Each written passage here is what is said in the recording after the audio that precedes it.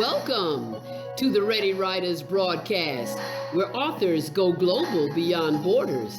I'm your host, Becky DeWitt.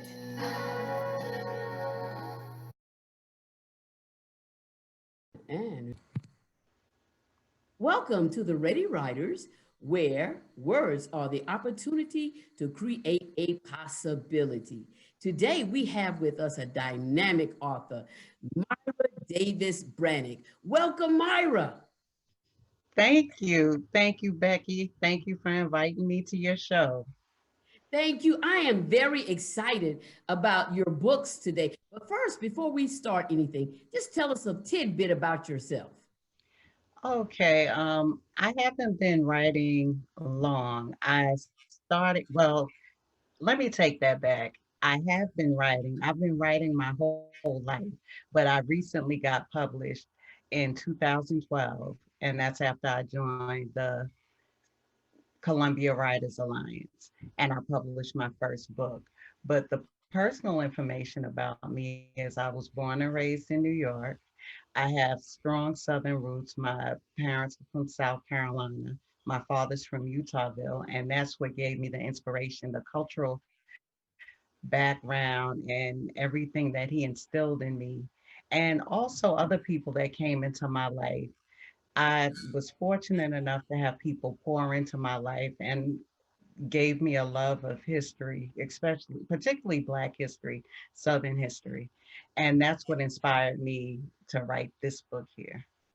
Yes, I wanted to talk to you about your book, Cornbread My Soul. And this is a family history book.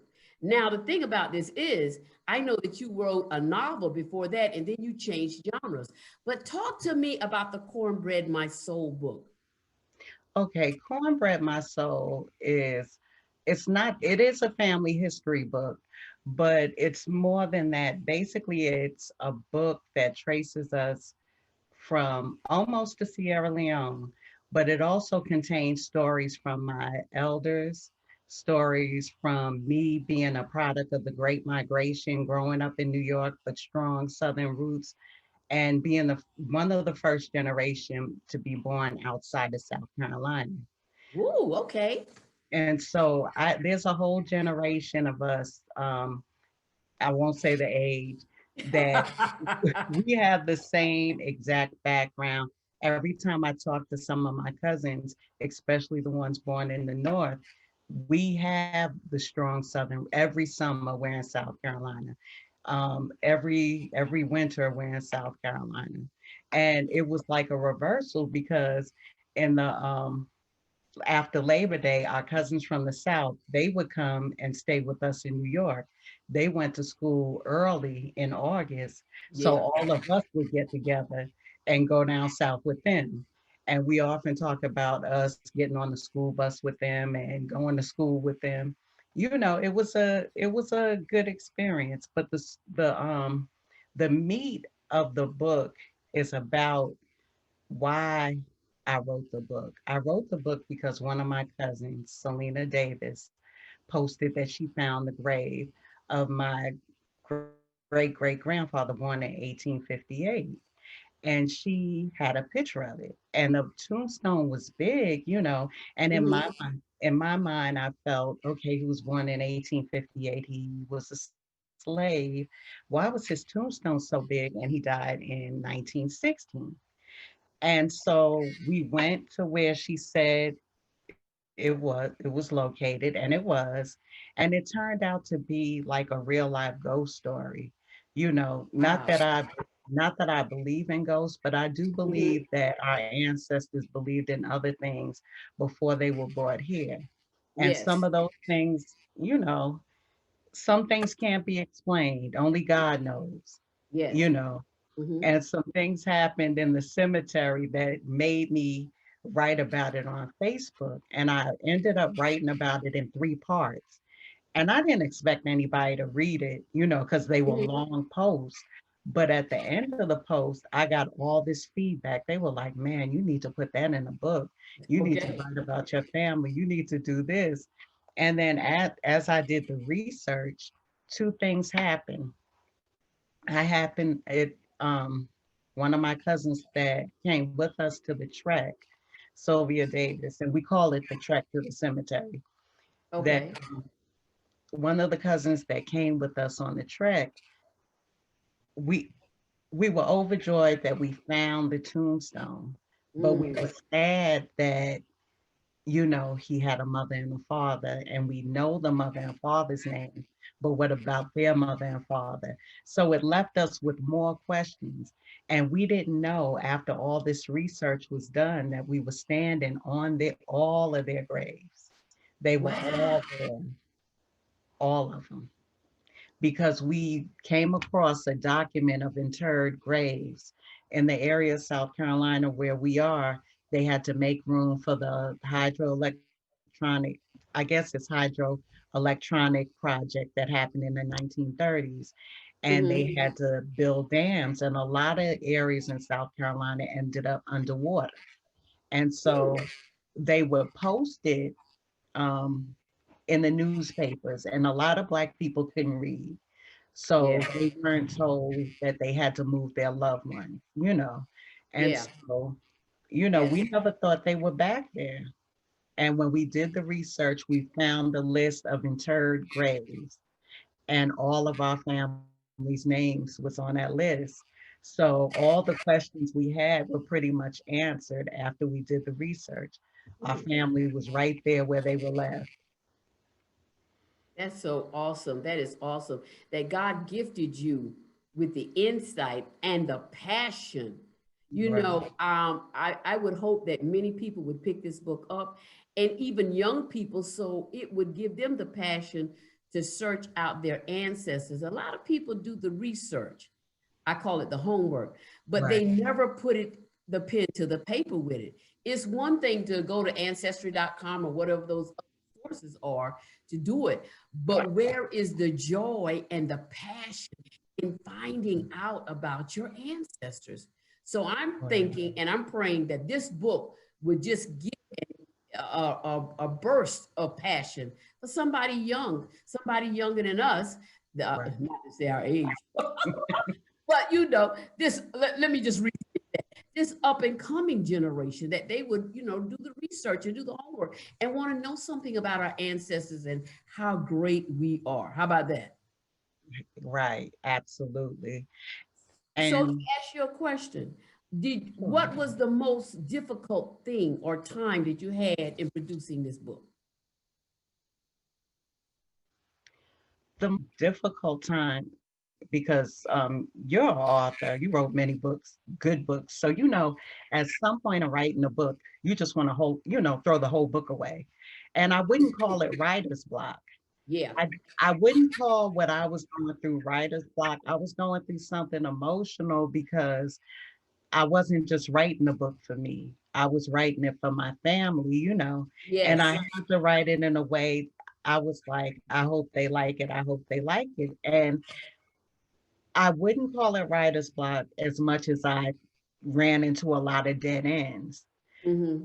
But like you said, God is always in the mix, because I would Yes. come across articles and put them aside. You know, I'd Mm-hmm. look at it because it was that period, like, oh, okay, this happened in the same area, but I don't need it now, and put it aside. And then it turned out, you know, I'm frustrated. I want to give up. You know, I can't, Mm-hmm. nothing is making sense. The dots are not connecting. Why is this person on this slave ledger and then they disappear? Yada, yada, yada. Mm-hmm. Mm-hmm. That was hard. But then later on, I would come across the paper and it would connect the dot.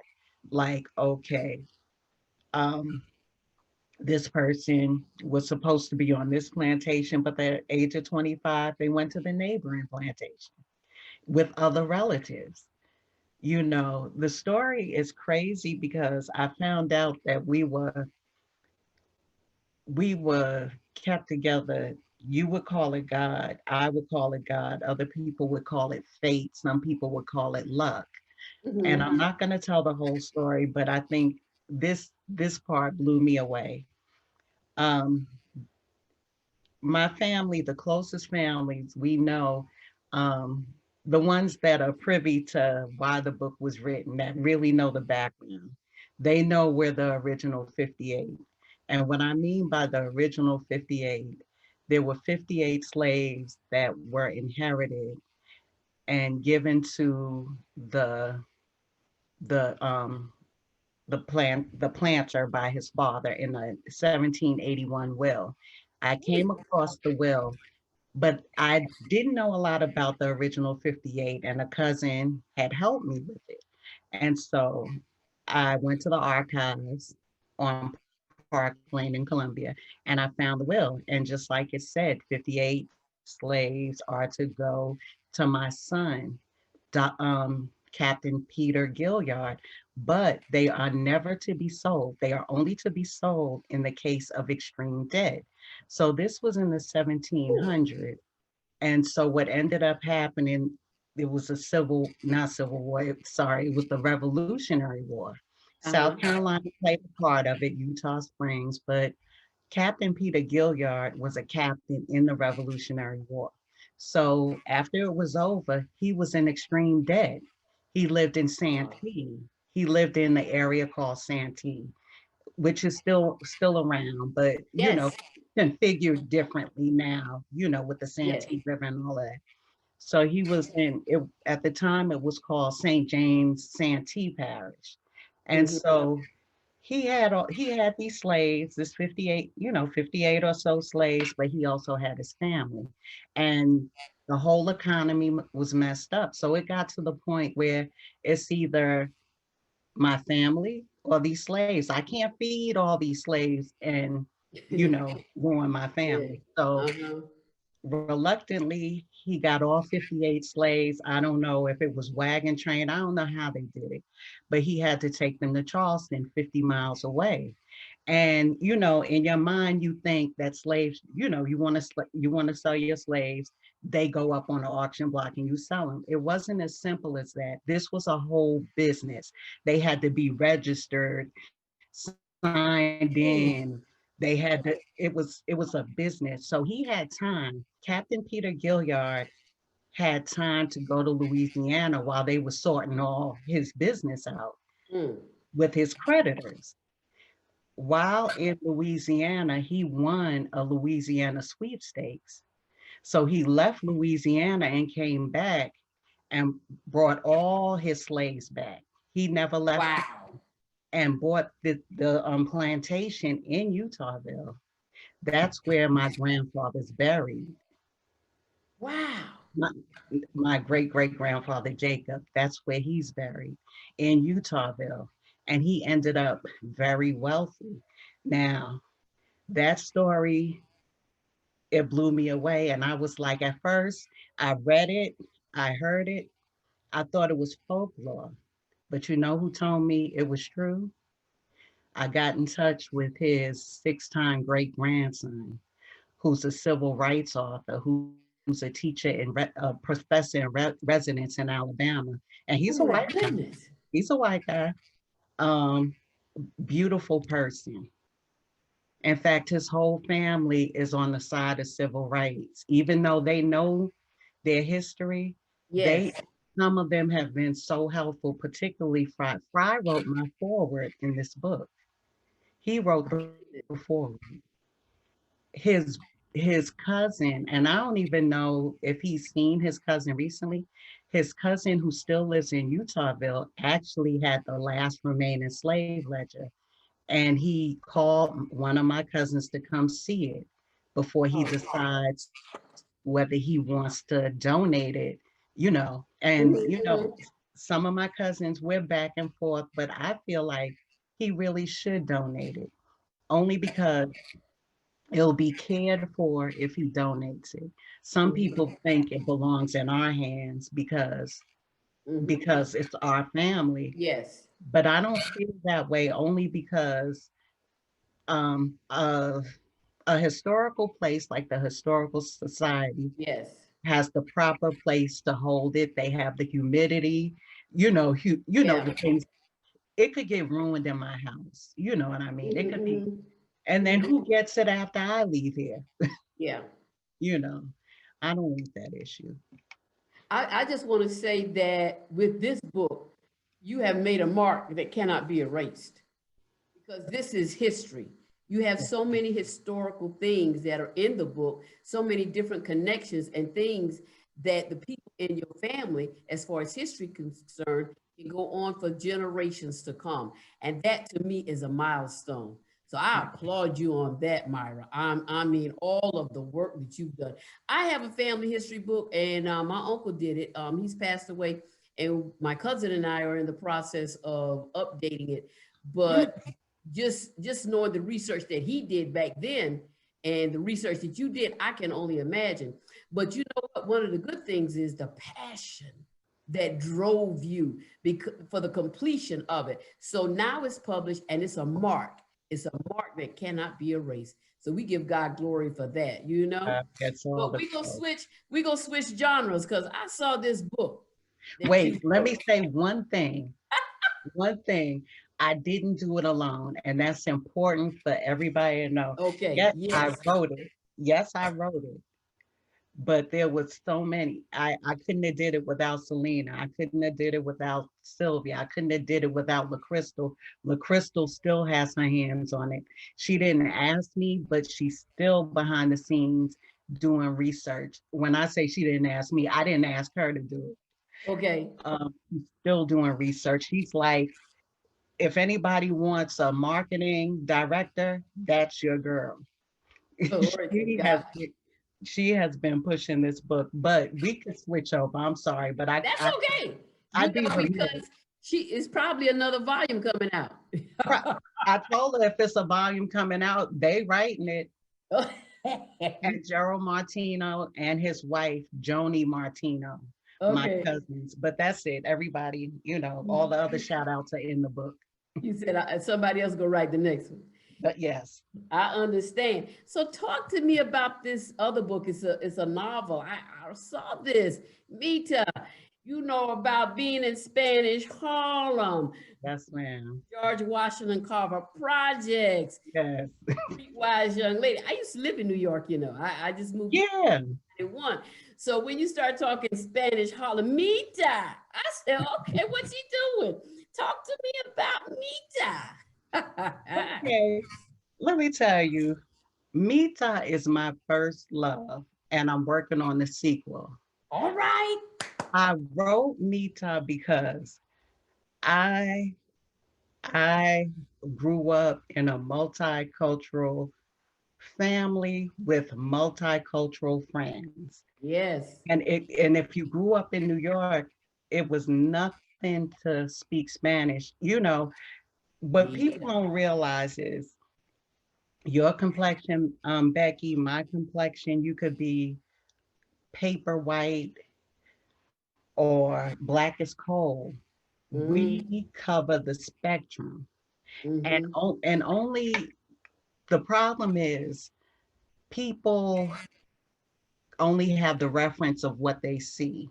And you grew up in New York, so we were lucky enough to see cultures in all colors. Mm-hmm. Mm-hmm. Yes. And so I wrote this because there was a situation where I felt that Spanish people of dark skin were Okay. treated so differently than Spanish people with lighter skin. That's true. That is And true.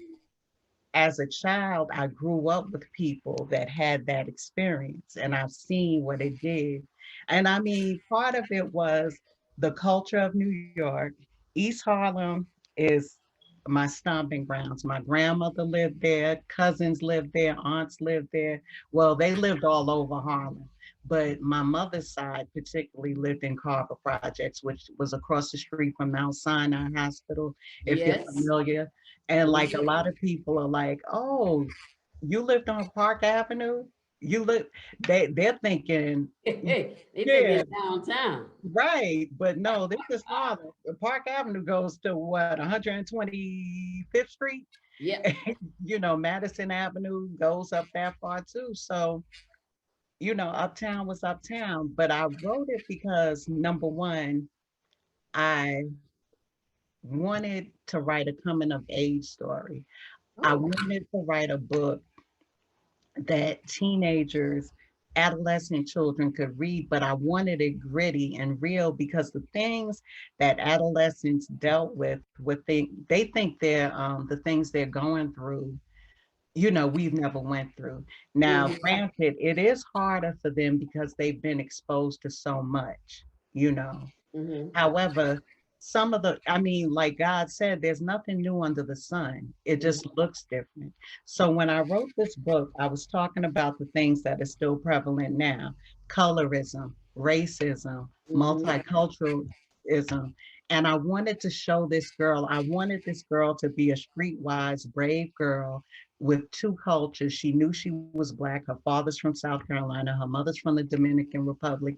She speaks Spanish, but she doesn't speak it. She has this light skinned grandmother who adores her other grandchildren because they're 100% Spanish. So when the girl, Ah. so in Mita's mind, they're better because they're light skinned. They're better because they could really Ooh, speak Spanish. ooh. However, and then the Mita's grandmother, abuela is Spanish for grandmother, but we Mhm, called her abuela, which mhm, is short, abuela. So mhm. abuela was very hard on Mita's mother, Lydia. Lydia thinks it's because she married a Black man and had children. Mhm, mhm. Mita thinks the same thing because she only has her mother as a reference point. She thinks, she didn't like her because she had Black kids, so she's internalizing all of that. She's often heard her grandmother criticize the mother for not teaching her Spanish, Mhm. although she knew enough from listening. But the the downfall was not even a downfall. What it was is Mita really was closer to the Black people because she felt like they treated her nice. She didn't understand the culture. So Mhm. her mother ended up talking to Buella about how she was feeling after a big blow up. Ooh, After okay. after a big blow up, she had, like I said, two grandmothers living in the same apartment complex. One living in this building, Black people, she loves them. They Mhm. treat her nice. Only thing she's ever heard was sweetheart baby, Southern culture. Then Yes, she yes. has her stern grandmother who's like, do this, do that. The house has to be clean. She lives over there. And she's always looking to Mita, she's always only looking at her outer appearance. And so Mita's hair is really thick and long, but it's coarse, but it's thick. So she always put it in like a little ponytail, a thick ponytail. Her grandmother never liked it. So she would always send her to get her hair perm. Her mother would send her to get her hair perm. And it was only then when she got her hair perm that she thinks she was pretty like her sisters. She always Wow. she was always in a situation where those are your sisters. What happened to you? This coming from Black people. You know how we do each other. Yes. Oh my God. There's so much speaking that's in this book that even Yeah. speaks to the situations in life today and insecurities Right, of rejection. Um, right. so let me ask you this. How do you deal in the book with Mita as far as the spirit of rejection and insecurities? How do you deal with that? Well, like you would do it in anything because this rejection, everything is perception. Rejection is rejection. You know when you've been rejected, and these are your feelings. But also, these are your feelings come from beliefs you had, from what you see. But also, when you're that age, is things you don't see and what you don't understand. And what ended up happening is Buella ended up taking Mita to the Dominican Republic. And at first, she didn't want to go because the first thing she said in her mind is, I won't understand anybody and I'll be the darkest one there. Her uncles adored her, they Mhm. adored her. Her uncles lived here, but I mean in the United States, but they married Spanish women, but they adored their nieces. It was no question in their love. And one of them in particular, when he was taking them to the airport, said, don't worry, mommy, when you come back, you be speaking like you born there. And so she's like, whatever. I'm gonna be the blackest one there. He's like, you'll see. So when she gets off the plane, the name of that chapter is I believe, I don't have it in front of me. I don't know why I didn't bring the book out, but shades of black and white, or many shades of black and white, or shades of black and white everywhere. Only because when she got off the plane, yeah, she heard all that Spanish, but the colors went from paper white to the blackest coal. And she couldn't believe it. Like nobody looked at her like she didn't belong, you know? Mm-hmm. They would just come up to her and start speaking Spanish. Every hair texture, every color. And Mm-hmm. so when she got time alone with her grandmother outside of New York, and she was like, why don't you like us? And she was like, I love y'all. But she said, y'all are right here. When your mother first started working for the phone company, you lived with me. I took care of you. You know, there's nobody better than you. And then she started asking the grandmother, well, why do you treat us different? Why do you? She said, I don't know why people do that. And she said, we treat the ones closer to us like we take them for granted. And she said, my grandchildren that I barely know that come over when they feel like coming over, I treat them like guests because I don't see them all the time. She said, it just looks like I don't like you, you Mm-hmm. know, but Mm-hmm. she had to rely on her grandmother while she was there. And her grandmother took such good care of her while she was in the Dominican Republic. Like, Mm-hmm. look, this food is rich. Eat this, don't eat that. She said, try this, don't try that. Every, you know, and her grandmother, she seen her grandmother uncover all, like when her grandmother got to the Dominican Republic, she was a different person. She was drink Okay. she was drinking Brugal, which is Dominican rum, Mm-hmm. Mama Juana, which is a tonic, you know. She was Mm-hmm. with her sister. She was like a different person. In New York, she Mm-hmm. felt like she had to be stern, but that sternness came from, you know, being a single parent in New York, trying to keep Mm-hmm. everybody in line, you know. Mm-hmm. Yes, yes. But she was able to relax when she came home. And not to mention, when people leave New York and go home to their Yes. country, they're a superstar, you know. Really. Because you made it over here Right, in the jungle of New right, York City.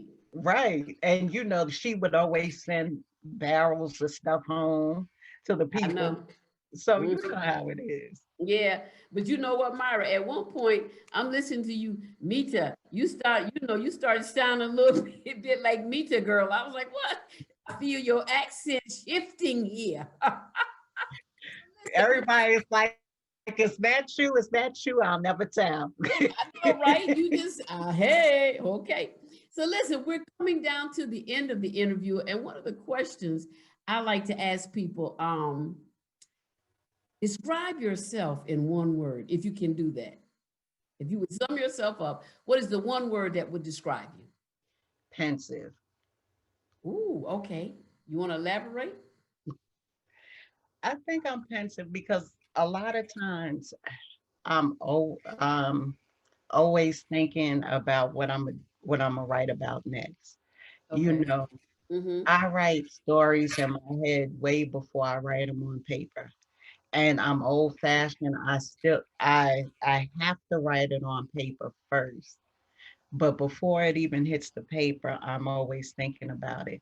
Like right before we spoke earlier, the first time before the Zoom meeting, I um I was sitting here thinking about um what Mita's gonna do next. Because although I wrote it in my head, I have 5 chapters, but I wanted to make sense. So I'm like, I have to draw from experiences in New York and think about where I was Mm-hmm. at that age, at that Mm-hmm. time, and what was going on, and the music, the soundtrack. So I say pensive because I'm in deep thought a lot, not as much I'm grateful. So don't think what I'm about to say I'm being ungrateful. God knows I'm grateful. But Yes, yes.